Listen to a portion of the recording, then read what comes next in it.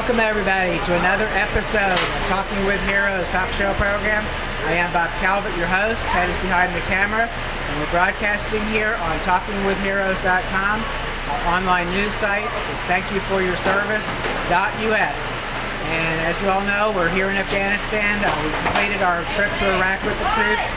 The videos are ready on YouTube and Facebook. Now you're watching this, so Afghanistan videos are on Facebook and YouTube. And we're doing something a little different than I've actually ever done before in the last 6 years of making these trips over. We like to bring you behind the scenes wherever possible, so you can see a little bit of that. The only way you'd see it is if you're actually here. And we're inside the 10th Combat Aviation Brigade Headquarters Support Company, MountainEagleCafe. It's what's known over here as a DFAC, dining facility. It's where the troops eat.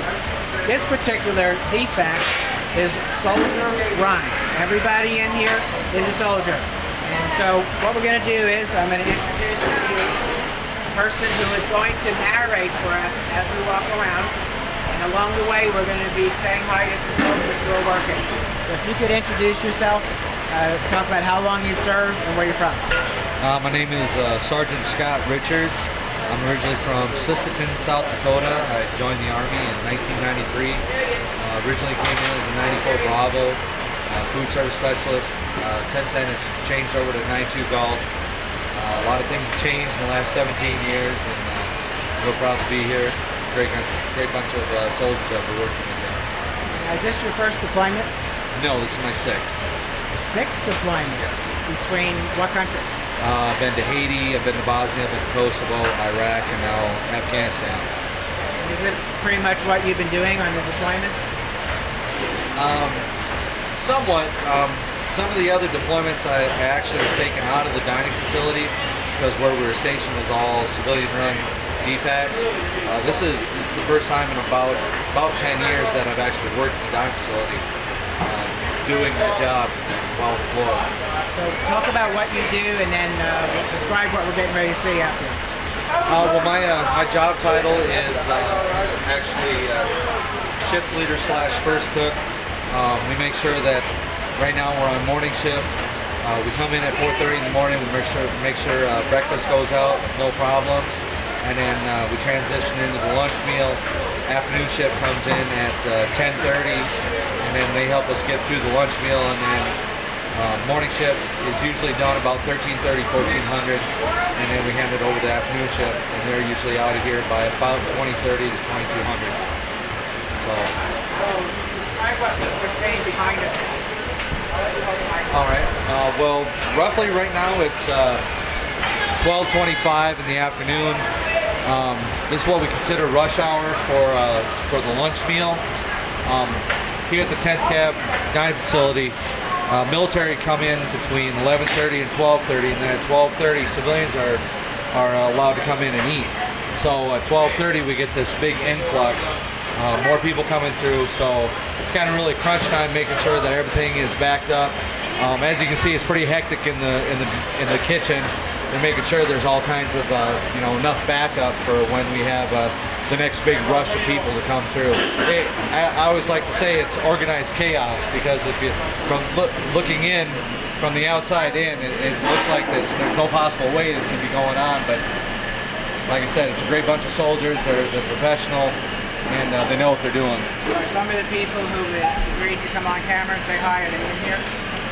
Yes, actually. Work our way over to this. You want my list?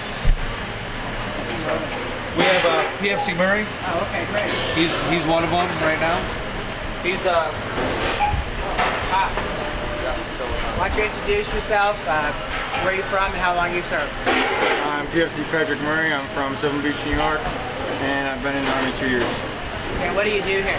I'm a cook in the MountainEagleCafe.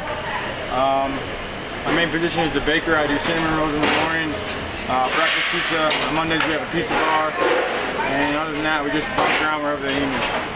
Okay. It's different having a DFAC run by you guys. Soldiers seem to really appreciate it, right? Oh, they love it. We take a lot more love into the food.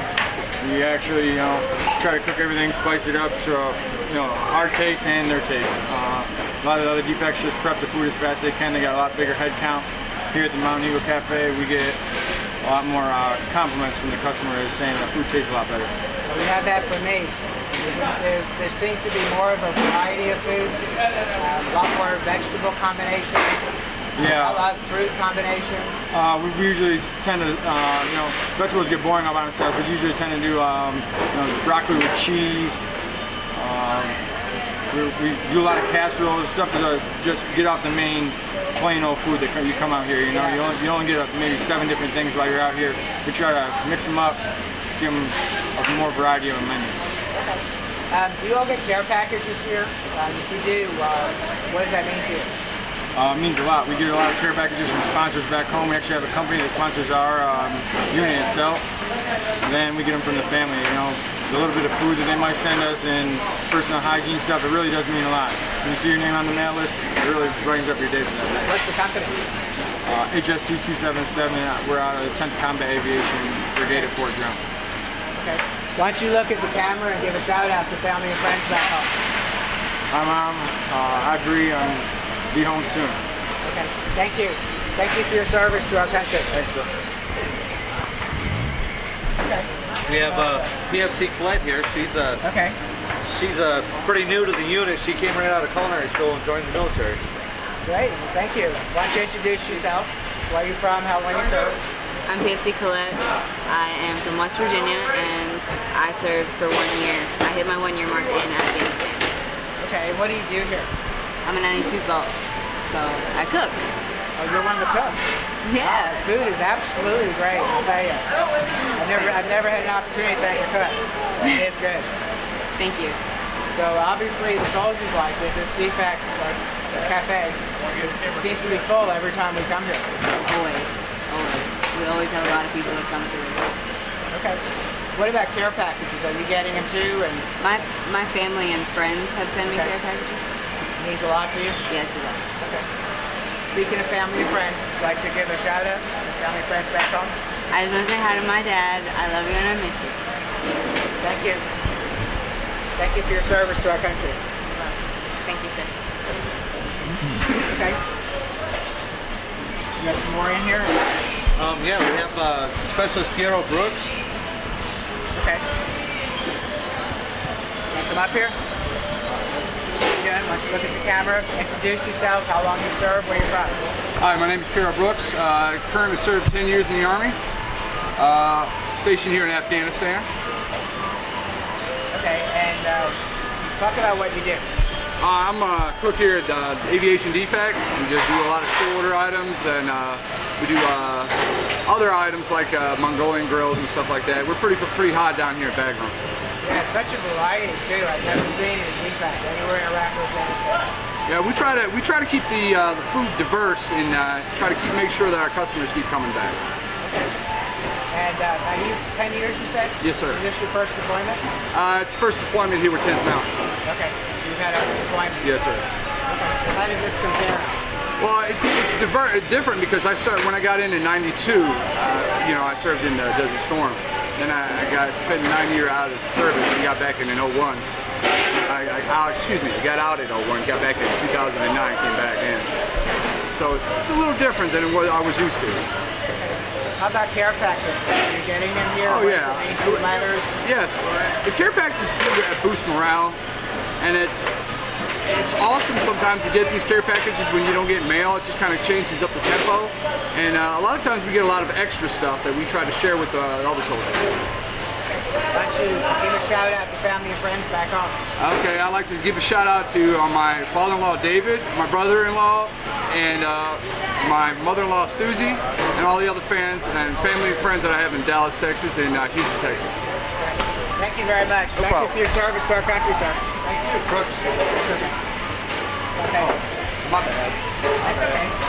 Okay. So we want to move through here so we can see the rest of the kitchen here? Yeah. We're going to move back here. Okay.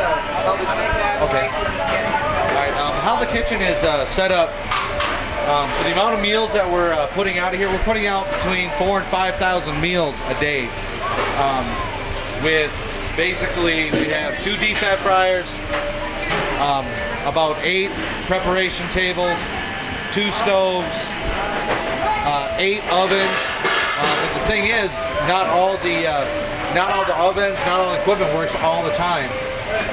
This building was built roughly 7 years ago, and it wasn't wired in to have the capacity of equipment that we have. And these guys just do an amazing job with the amount of equipment that we have, the amount of meals that they're going to put out. As I said, this is a short order area. Coming down here, we have our 2 stoves and our flat tops. All the salad prep area with the cutting board tables. And then down on that side is meat, starches, and vegetables. Over on the starch and vegetable side, we had 1 tilt grill, 1 steam jacketed kettle. So as you can see, we're very limited with space. We're very limited with equipment, and like I said, the amount of meals and the quality of meals that these young soldiers are putting out, it's just amazing. It just surprises me every day. At the end of the day, it's just how do we get that done? And of course, what's being watched, we have all the big sinks and everything. Yep, in the far back of the building, we have the pots and pans wash area. We just on the other side of the ice machine, we put all of our dirty pots and pans, our stove, basting, sheet pans, everything. And then the local nationals that we have contracted in to come and do everything, the whole process starts right there. They start scraping everything down, take it over to the next set of sinks. They rinse all the large particles off, and then it goes to the next set of sinks where it's washed, it's rinsed, it's sanitized, and then it's put on the racks over there and it air dries. That way it's a constant process of having clean pots and pans that we can cook with.